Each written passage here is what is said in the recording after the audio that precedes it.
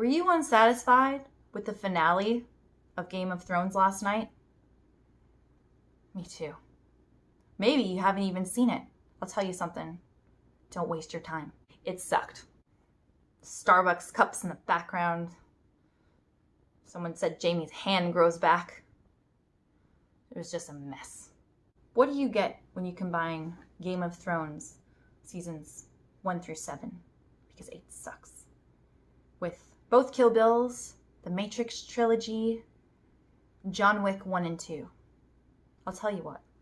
You get John Wick 3, Parabellum. If you want to see some good writing, some good death scenes, some intense brutality, you go see John Wick 3. Let's get right into it. If you haven't seen John Wick 1 or 2 and you're asking yourself, what the hell is John Wick? It stars a national treasure, Keanu Reeves. What? You don't know who Keanu Reeves is? Have you ever seen a movie? The Matrix. No? Point Break. Bill and Ted's Excellent Adventure. Speed. Hello? So this movie is very, very violent and very brutal. If you haven't seen the first two, I don't know who you are or what's wrong with you, but do yourself a favor. Do Keanu a favor. Support the movies. Go watch them. They're freaking amazing. This one was my favorite, though. I loved John Wick, the first one. The second one was okay.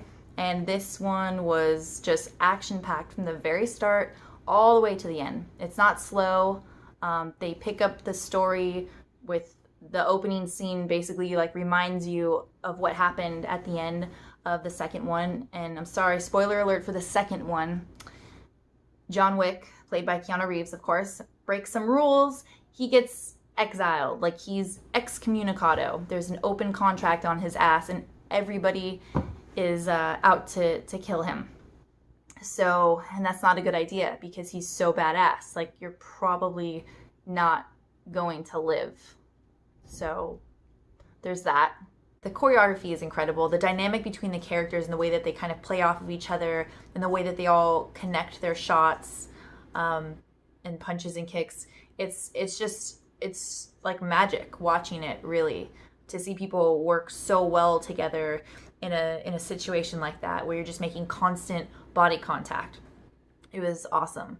And the cinematography in this movie is fluid, it's smooth, there's a lot of fast motion scenes and you can actually like see what's going on, and not like the epic battle with the Night King where you couldn't see a damn thing. It was so dark.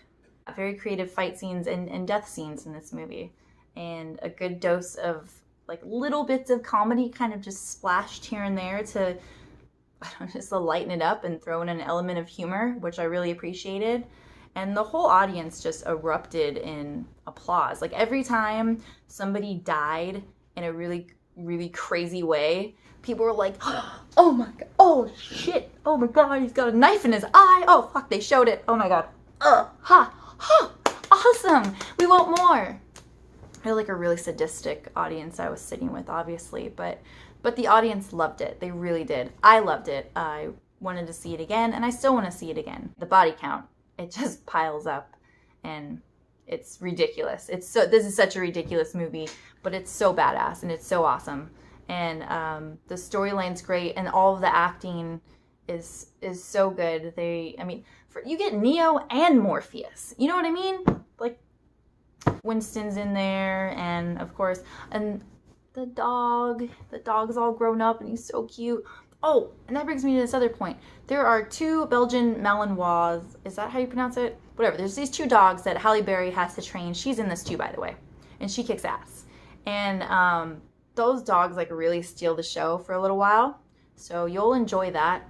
It's fun and very violent. Anyways, and the music in this movie is different than the first one. The first one had very loud, like Euro electronic metal, and it was playing so loud that it added a very cool effect. But in this movie, the music is toned down in a lot of the fight scenes, so it really focuses on the characters fighting and You just hear them connecting, with each other's bodies, and the impact, instead of blasting music. So the music is definitely a lot lower in many of the scenes, which is actually something I appreciated. And there's no cheesy green screen effect. Everything is just very well done. The production value was obviously poured into this movie. I think it's a huge improvement over number 2. I still thought number 2 was really fun to watch, but number 3 was just like so much better. Everything about it was better, in my opinion. This movie is great, and I think that if you like watching graphic, violent, brutal, intense action movies with good actors and, gunfights and martial arts and street bikes and horses and dogs, if you want to see some good screenwriting with some really intense, brutal, non-stop action scenes that just hold your attention and leave you wanting more in the best way, and not leaving you unsatisfied and bitter and angry like Game of Thrones Season 8, do yourself a favor. Go see John Wick 3 Parabellum. And who am I? My name's Alexis, and you're on my channel. Usually I film travel and tech videos, but I'm branching out to include movie reviews because I am madly passionate about movies. I've been going since I was like 3 years old. RoboCop 2, Terminator, and Rambo, and all those family-friendly films that your parents sneak you in to go see. So thanks, Dad. You really contributed to my passions in life. If you can put up with my sarcastic personality and my odd sense of humor, and my very, very prevalent awkwardness, then let me know in the comments which movie you'd like me to review next. I'll be out of town next weekend for Memorial Day, but the weekend after will be, we're going to go see Godzilla. So I will be reviewing that. I just watched Avengers Endgame the other weekend. Let me know if you guys are interested in a no spoilers review of that as well. And I hope you like what you see. And other than that, thanks for watching, and I will catch you on the flip side.